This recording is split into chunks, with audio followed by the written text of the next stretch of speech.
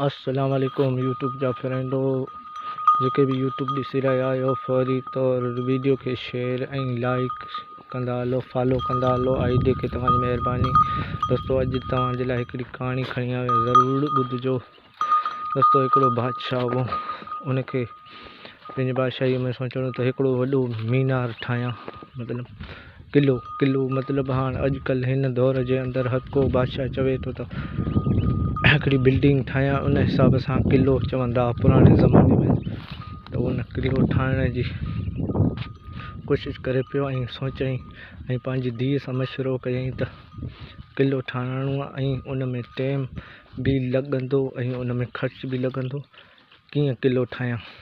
त उन जी धीअ बादशाह खे मशवरो ॾिनो, पंहिंजी धीअ, त बाबा इहो किलो हिकिड़े वॾे दिमाग़ सां सोच सां कमु करे पोइ ठहंदो। त तूं हीअं कर बाबा, हीअं कर कि पहिरीं हिकिड़ो सोन जो कुकड़ ठाराए ऐं ऐलान करा ऐं मूंखे अहिड़ी ॻाल्हि ॿुधाए जेका मुंहिंजी ॿुधल न हुजे ऐं उनखे मां सोन जो कुकड़ ॾींदुसि।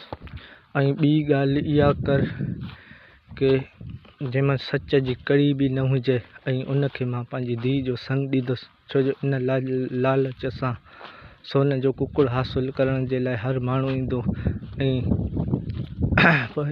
तुंहिंजी धीअ सां शादी करण जे लाइ हर कोई ईंदो, छो जो ॻाल्हि शुरू कंदो त उन में ज़रूरु किथां न किथां सच हूंदो। त तूं उनखे जेल में विझी छॾिजांइ, 5 साल लाइ जेल में हूंदो त हुते क़ैद में हूंदो त उहो कमु कंदो, दीवार ठही वेंदी। ऐं ॿी ॻाल्हि इहा कजांइ त जेका बि ॻाल्हि कंदो ईअं उनखे ईअं ई चइजांइ त इहा ॻाल्हि मुंहिंजी ॿुधल आहे, त उनखे बि जेल में विझी छॾिजांइ। त हर माण्हू ओॾे डोड़े पियो, जेको अचे पियो ऐं बादशाह चवे थो इहा ॻाल्हि मुंहिंजी ॿुधल आहे ऐं 5 साल लाइ उहो हलियो पियो वञे, छो जो हुनजो कमु बि हले पियो। त हिकिड़े रस्ते सां मुंझड़ो जीअं धनार मां आयूं थो चारियां ॿकरियूं थो चारियां, उहो धनार ॿकरियूं चारे पियो त 2 हमरा घोड़नि ते वञनि पिया।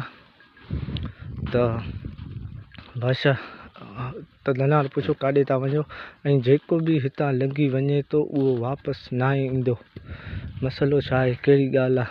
त धनार खे चयो त तूं बसि करे पंहिंजी ॿकरियूं चार, पंहिंजे वक़्तु न वञा ऐं हीअ ॻाल्हि तूं चढ़ियल आहे, छो जो मूंखे बि ॿुधायो ऐं हिननि घोड़नि वारनि उहे ई ॻाल्हियूं करे ॿुधायूं। त हिन लालच सां वञो था। धनार चयो त मूंखे बि वठी हलो।